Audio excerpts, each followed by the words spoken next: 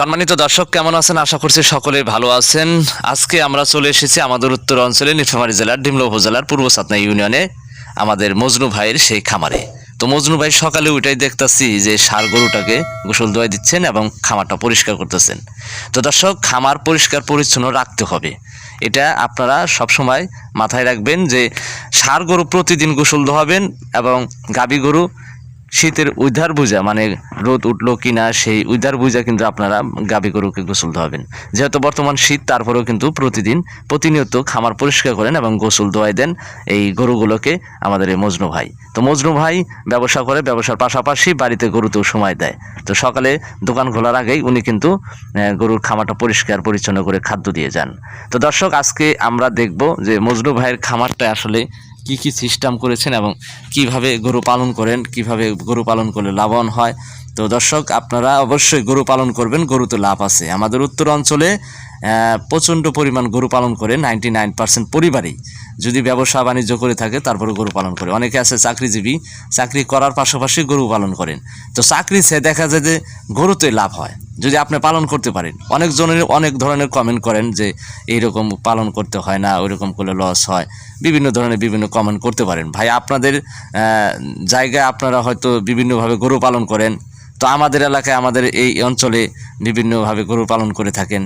তো আমাদের এই সিস্টেম, তো উনি বাড়িতে গরু পালন করার জন্য এই যে সুন্দর একটি খামার শীট করেছেন ছোটোখাটো, পাশে গাভী গরু পালন করেন এবং এই পাশে ষাঁড় গরু আলাদা রাখছেন, ষাঁড় গরু পালন করতেছেন। তো দর্শক, আমাদের উত্তর অঞ্চলের মানুষের কাজ হচ্ছে কৃষি কাজ এবং গরু পালন। এটা 100% চাকরিজীবী এই গরু পালন আর কৃষি কাজের সাথে পারবে না। কৃষিকাজের চেয়ে কিন্তু গরু পালনে লাভ আছে যদি আপনি পালতে জানেন, সেই কৌশল যদি আপনার জানা থাকে।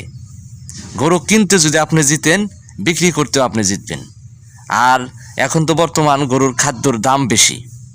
তো এই সময় আপনারা খাদ্যর দাম বেশি, গরু খাবার কিনবেন এত টাকা দিয়ে, তো ওই টাকা দিয়ে কিনে যদি খাবার খাওয়ান তাহলে তো লসটা দাঁড়াবেই। তো আপনার পাশাপাশি বাড়িতে খড় রাখতে হবে এবং ঘাস রাখতে হবে ফাঁকা জায়গা। সেই জায়গায় আপনার উঁচু জায়গায় ঘাস লাগাবেন, নেপিয়ার ঘাস, মজনু ভাইয়ের মতো। এবং এই পাশে দেখতে পাচ্ছেন গাভী গরু এখন ধুয়ে দিচ্ছে খামারটা, এবং একটি বাচ্চা প্রসব হয়েছে, বাছুর। এখানে দেখতে পাচ্ছেন এই যে মায়ের কালার এবং বাছুরের কালার এক, ষাঁড় বাছুর। তো মাশাআল্লাহ অনেক সুন্দর।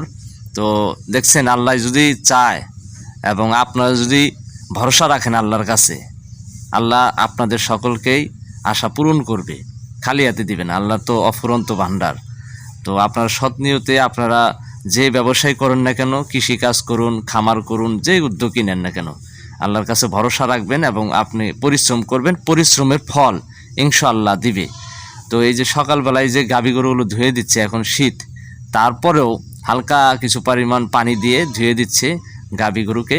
আর ষাঁড় গরুগুলোকে প্রতিনিয়ত উনি ধুয়ে দেন, পরিষ্কার থাকে, পরিচ্ছন্ন থাকে খামারটা। ওনার খামারটা ঝকঝকে পরিষ্কার হয়ে যায়। তো এই যে খামার পরিষ্কার করার পরে এখন চারিগুলো পরিষ্কার করে দিবে। প্রিয় দর্শক, আপনারা ভুল বুঝবেন না, এই খাদ্যগুলো আমাদের অঞ্চলে খাওয়ায়, সেই বাস্তব কথা, বাস্তব চিত্রগুলো আপনারা দেখাচ্ছি। তো এখানে দেওয়া আছে প্রথমে 1 কেজি ফিড, 1 কেজি ধানের কুড়া এবং মিশ্রিত খাদ্য, যেটা দেওয়া আছে ভুট্টা, আপনার হচ্ছে গম, তারপরে হচ্ছে ছোলা বুট, ধানের চিটা, 4-5টা আইটেম ভাঙানো হয়েছে মিশিং দিয়ে। সেটা প্রতিদিন রান্না করে খাওয়ান, 2 বেলা খাওয়াবেন, দেখবেন যে ইনশাল্লাহ কথা দিলাম গরু মোটা তাজা হবে। না হলে আমার ভিডিও আপনারা দেখবেন না, এটা গ্যারান্টি দিচ্ছি। আপনারা খাওয়ান, ইনশাল্লাহ মোটা তাজা হবে। এটা আমাদের উত্তর অঞ্চলে খাওয়ায়।